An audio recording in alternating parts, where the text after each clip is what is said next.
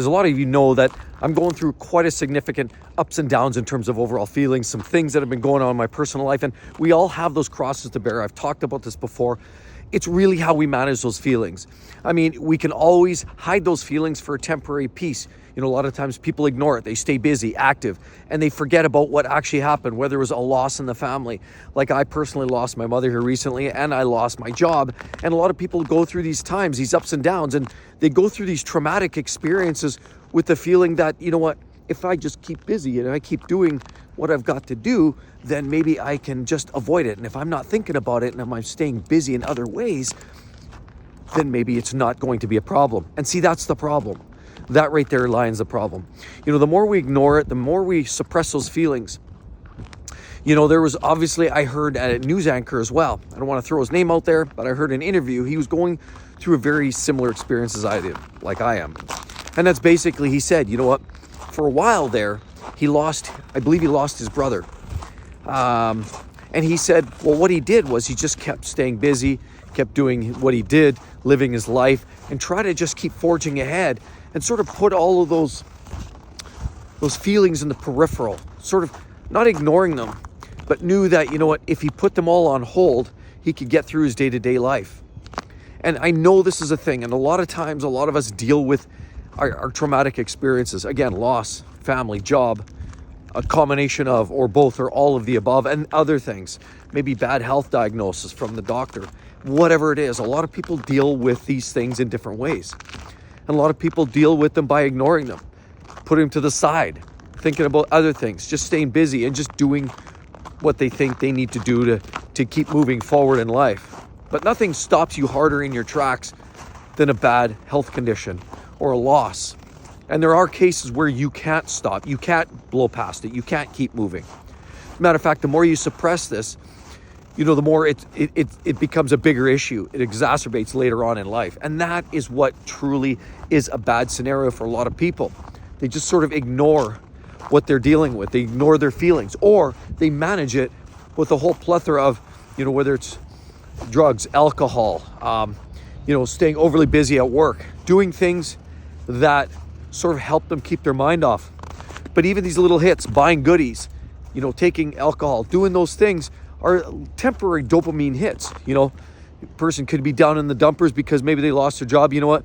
No way better than to celebrate than go out for a great dinner at the Keg and then maybe buy myself a new pair of shoes. That'll take my mind off it for now. Or a new car. Absolutely. Sure.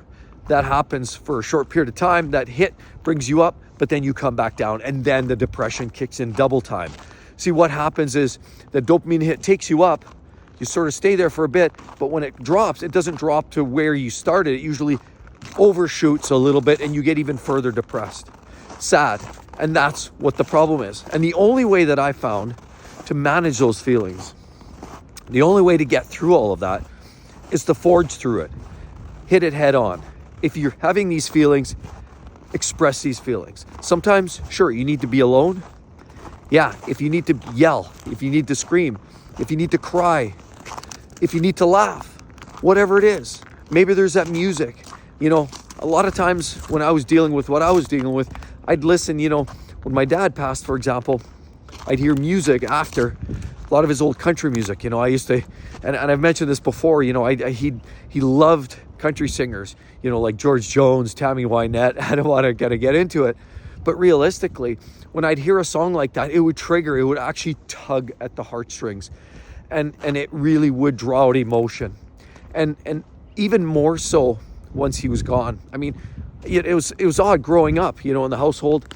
I never loved that music. He'd play it throughout the house, and it kind of irritated me, and I was always of the opinion I had my music, parents had theirs, and I never really loved it. But it wasn't until later in life I started to appreciate why he liked it, why he loved what he did, and you start to resonate with some of these ideas and some of these thoughts. And then finally, once he was gone, then not just did I understand why he liked that music, but that music all drew me in as well. And then I had a situation where I became more connected with the music, the things that he loved, the passions, you know, the golf, and, you know, like they say, like father, like son.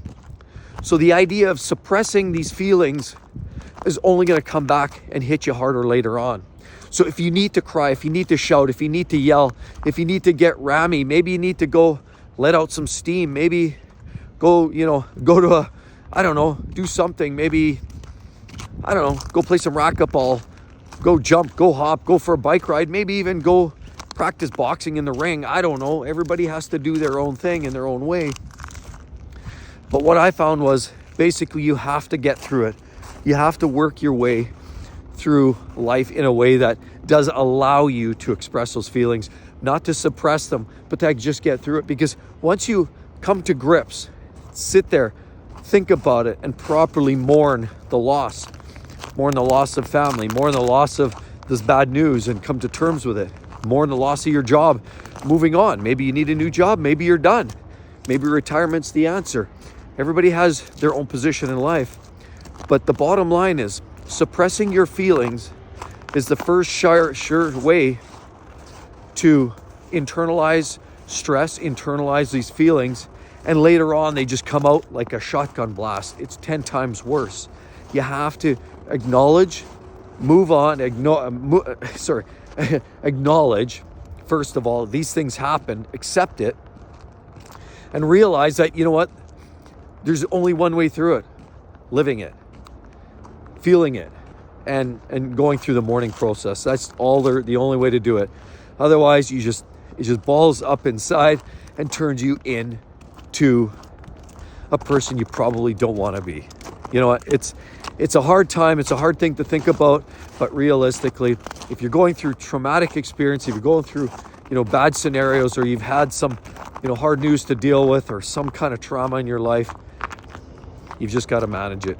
And we all have those crosses to bear. We all think about that, right? I mean, each and every one of you. I got all kinds of stories from a lot of people on my page here that share about, things they went through, trauma, they're about, loss in their family, about their job, their retirement. And a lot of these are trials and tribulations. A lot of people deal with bad, heartbreaking scenarios. And I really, really do empathize. I really do. I'm going through my own. And I'm not here to necessarily look for sympathy. I'm not certainly looking for any of that. And I know a lot of you reach out and say, "Oh, sorry, get back on the high horse. Get back on the saddle. You're going to be fine. You're going to be great." And I do appreciate that. I'm not really looking necessarily for, that type of recognition, but I do really appreciate the fact that each and every one of you have that connection and can resonate and also feel that and are willing to sympathize and empathize with those things I'm going through, because each and every one of you are dealing with that in your own way. You have your own scenarios, and everybody has their crosses to bear. So anyway, I hope to say, you know what, don't want to use the term be strong, hold on tight. The idea is, we've got to let our emotions actually run the course. That's just the only way. And as always, everybody, hope you're having a wonderful day. Clearly a new walking zone today. I had an opportunity of walking around beautiful, quiet neighborhood here. I love it. It's peaceful. Hope you all have a wonderful day, and we'll talk to you real soon. Bye-bye.